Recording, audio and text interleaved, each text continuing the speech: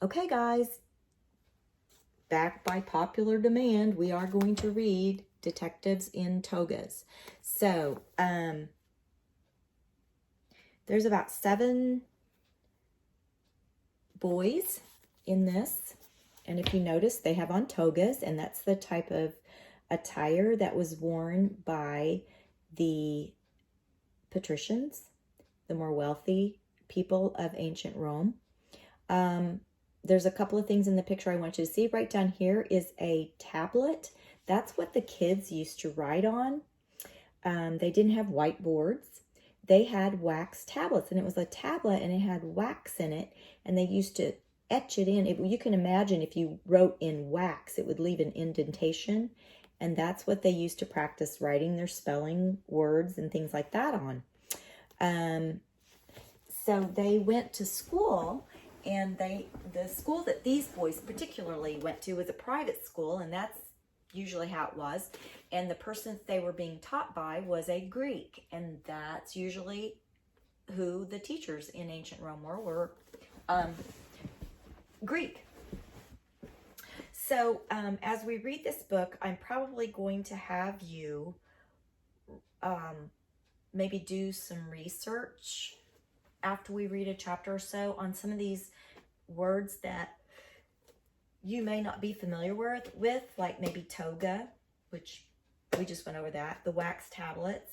I might have you see what you can find, what kind of information you can find on that. So we'll read the first chapter, and we'll see if we can figure out what we'll do our research on for your homework. This book is actually it's kind of interesting. The first part of the research says that the way this book came about was because during the 1936 excavations in Pompeii, we just read about that, and that was probably, well, let's see, 35, 65, 75, 85 years ago. They found on a temple wall something, it's scribbled in a childish hand, or it looks like a child had written it, the words Caius Asinus A. That's Latin.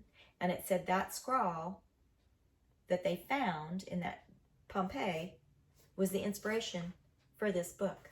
So this isn't a true story, but I think what they mean is this is a work of fiction. It's a historical fiction book. This is maybe what might have happened. That this may be why that was on that wall. We don't know. Okay, so let's read chapter 1. The Wrong Lantern. Mucius raised his head in surprise. The entire class had suddenly gone off into gales of laughter, and he did not know why. He had been concentrating on his work and had not noticed what was happening in the classroom. Now he saw that Rufus had left his seat and was standing near the wall behind their teacher, Xanthippus. He must have sneaked past the teacher. Quite a trick if you could get away with it. Hanging from a big nail on the wall was a map of the entire Roman Empire. And on this nail, Rufus had hung one of his wax writing tablets. He had scratched on it in big, crooked letters, Caius is a dumbbell. The joke went over big because Caius really was not very bright. Rufus grinned and bowed like an actor on the stage. Xanthippus, the teacher, who had been reading, looked up in consternation. "Quiet," he said in a voice of thunder. Instantly, there was silence. Rufus ducked his head in alarm, and the others made a show of bending over their work. A while ago, they had been reciting Greek words. Hogorgus, the farmer, Holucos, the wolf, Hodendron, the tree, Hohippos, the horse, and so on. They were then supposed to write the words from memory, so now they went back to their tablets. Mucius whispered to Antonius, who sat next to him, "What's the matter with Rufus? He's stirring up trouble for himself." Antonius grinned. "He's mad at Caius," he whispered back. Caius wouldn't let him study. He kept poking him in the back with his stylus. A stylus is what they were using, like a pen, but not a pen. It didn't have ink in it. It was the thing they used to etch in the wax. Mucius frowned. He had warned Caius again and again not to bother the others. Mucius was the class monitor, and the boys were supposed to mind him. But Caius didn't like minding anybody. Perhaps he thought he didn't have to, because his father was the wealthy senator, Vinicius. Caius was rough and strong, but he was not really mean. He had a weakness for practical jokes. The trouble was he didn't like it a bit when the joke was on him. His face had turned bright red when Rufus hung up the sign. Now, finally, he lost all control of himself.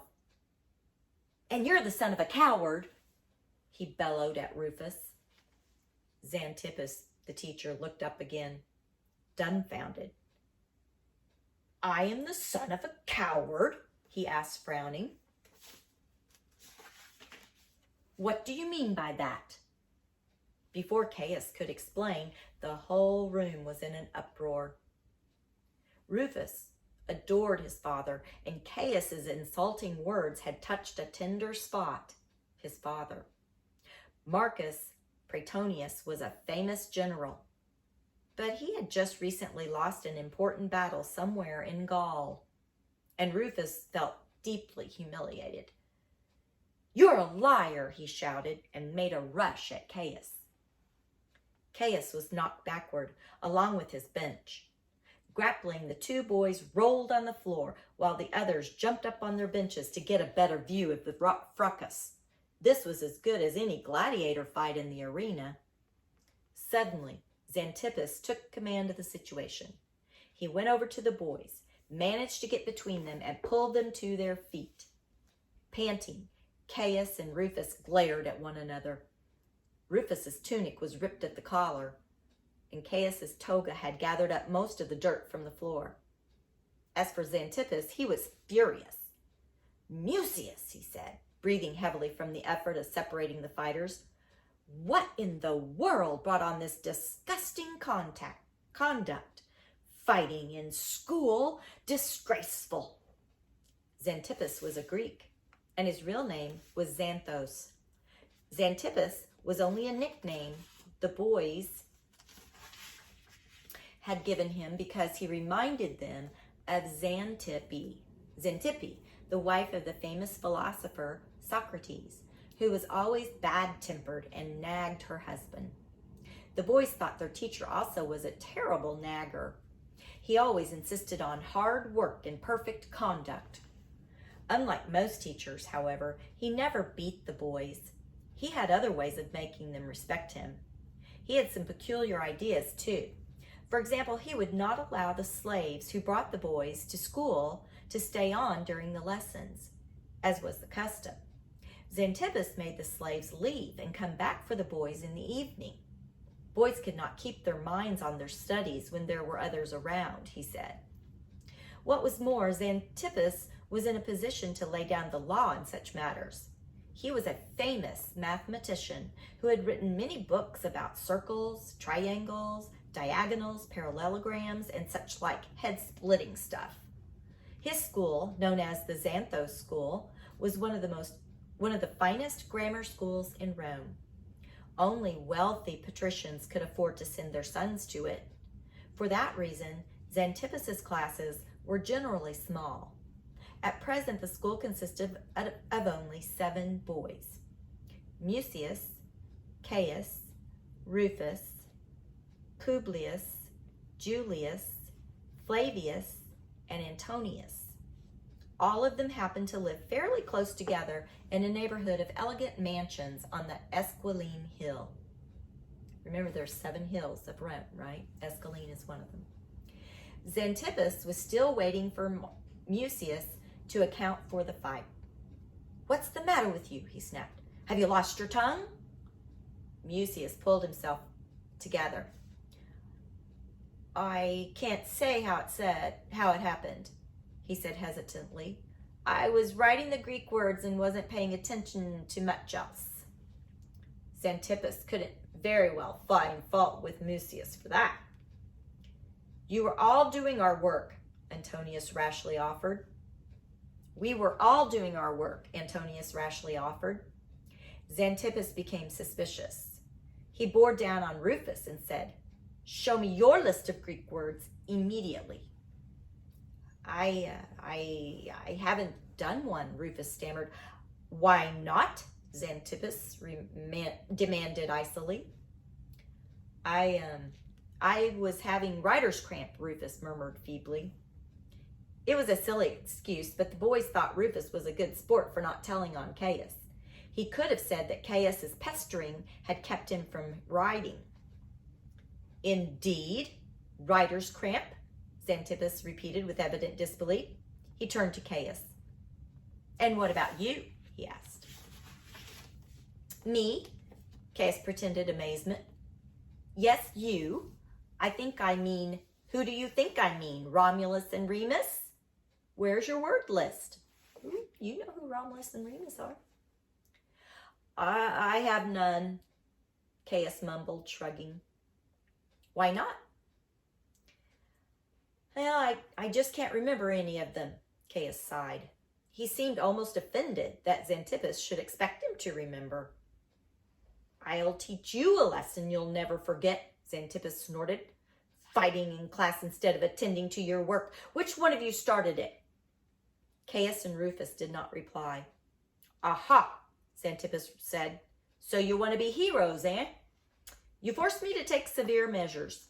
He pointed his forefinger like a drawn dagger at Rufus and asked slyly, "Well, what were you doing at the wall behind my back?" "Speak, Rufus Marcus Praetonius." Still Rufus did not answer. He merely gawked at his teacher. Xanthippus whirled around and scanned the wall. He caught sight of the writing tablet on which was scribbled, "Caius is a dumbbell," and exploded. "Ha! So this is what you were up to. I thought you had writer's cramp. You just wait, my boy. I see you don't know me. You've been fooling around instead of working. You've raised a rumpus in the classroom, and on top of it all, you've lied to me. Pack your things at once and go. The Xanthus School is no wrestling ring for undisciplined young Romans. Tomorrow I shall see your mother and ask her to withdraw you from the school. I'll return the money she has paid for your tuition. You are not worth all your parents are spending on you." After this outburst, he ordered the others to return to their seats and get to work. But he had not forgotten Caius. "As for you, tomorrow you will bring in the whole assignment with every word in the list written 10 times in your best handwriting. And woe betide you if I find a single mistake." Without another word, Xanthippus returned to his desk where he became absorbed in his book. He did not deign to look at Rufus. Caius sat down, flushed with anger. But Rufus stood, petrified, staring in horror at the teacher. The others stole glances at him. Rufus had always been particularly proud of being a student at the famous Xanthos school. His parents placed great hopes in him. The high tuition fee was a real burden for them, for his father was far from rich. It took a great deal of money to equip his legions. Legions are his soldiers. Every general had their own soldiers. Suddenly Rufus, and we'll get to that later when we study. Suddenly Rufus ran up to the teacher's desk and cried out imploringly, "Please don't go to my mother tomorrow. Punish me some other way, but not that." Xanthippus waved him irritably aside. "Your repentance comes too late," he grumbled. He did not even look up from his book. Behind the outstretched roll of papyrus, only his tasseled gray hair and pointed beard could be seen. Slowly, Rufus walked back to his bench and gathered up his school equipment, which had fallen to the floor during his fight with Caius. During the brawl, Mucius's lantern had also fallen to the floor, and he had forgotten to pick it up.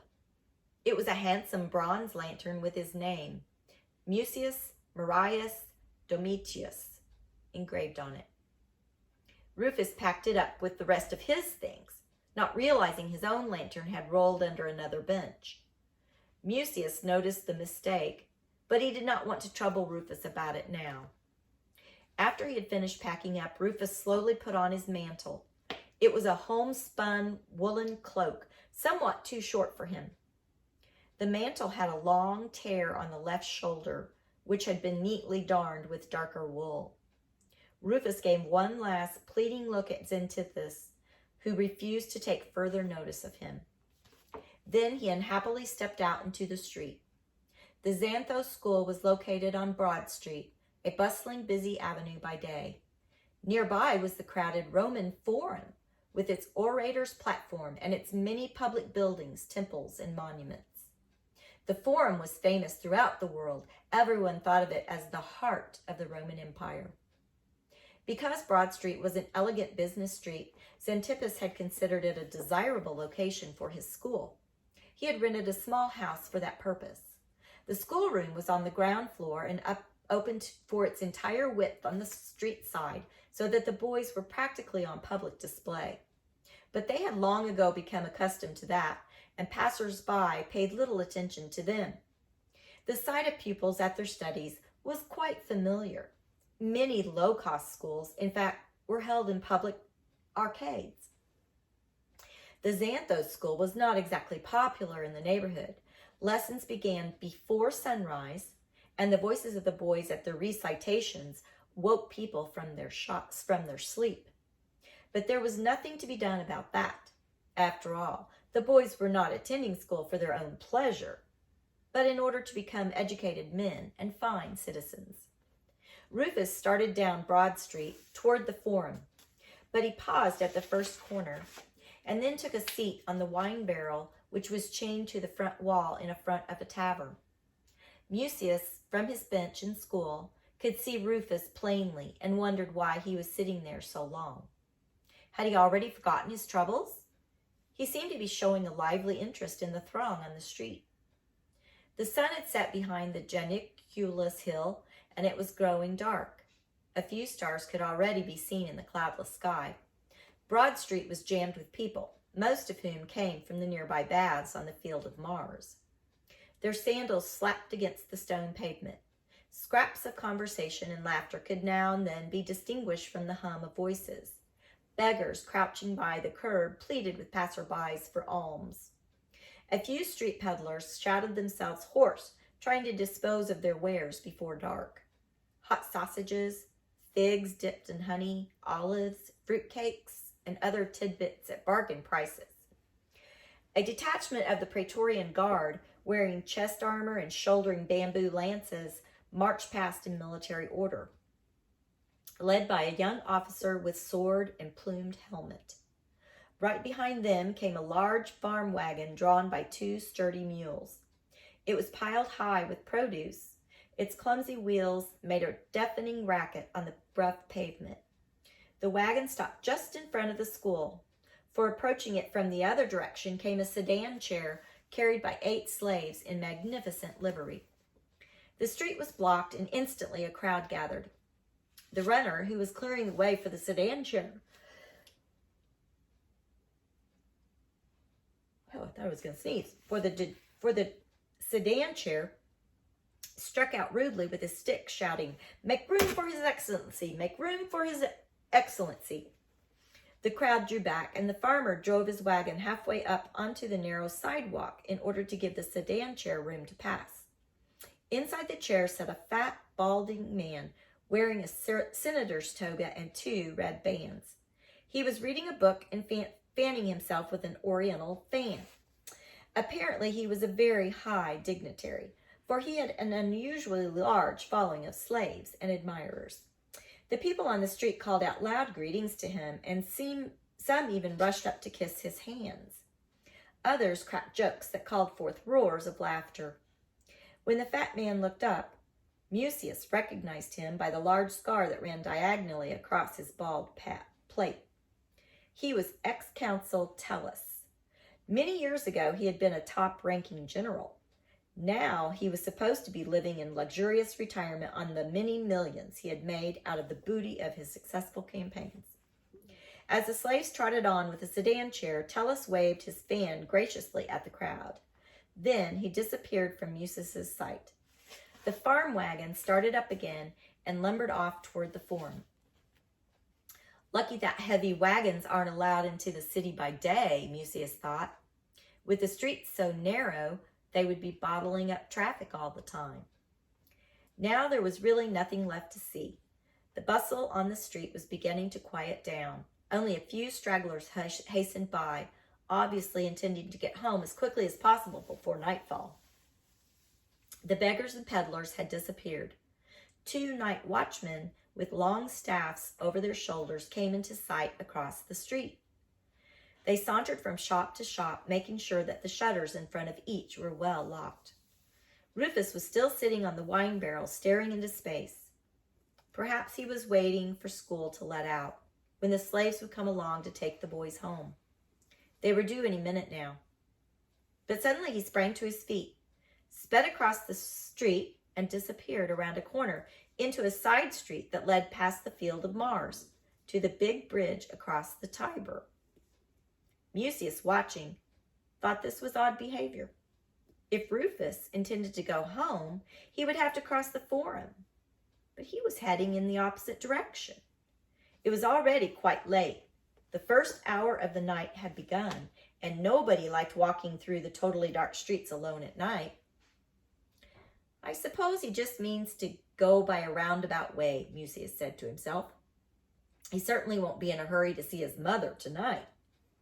This seemed as good as the explanation as any, and Mucius at last applied himself to that dull list of Greek words. Within a few minutes, all thought of Rufus was gone from his mind. Okay, so that finishes up chapter 1. I think there are 2 things I want you to do, and I'll put them on the activity as well. When we were reading, it said that Rufus's dad was a general, but that he had kind of been disgraced, and that's why Caius, when he said, well, your dad's a coward, his father had lost one of the battles, and Rome, ancient Rome was, I mean, that's what they did. They were a big military might, and they went into battle, and they had to win. They conquered. That's what they did. They conquered. So whenever they would lose, that was a big thing. So he said Rufus's dad had lost a battle in Gaul, Gaul. The one thing I want you to look up is, where is that? That was, I mean, right today there's no such place as Gaul, but I want you to look up and see, where was Gaul located? What did that mean in Gaul? Where was that? And then the second thing I want you to find out too is a sedan chair. Said that the senator was being carried in a sedan chair. What is that? That's strange. People had to move from the street for it to go by. So I want you to look up those 2 things, and we'll take up chapter 2 tomorrow. I hope you like this book. See you tomorrow.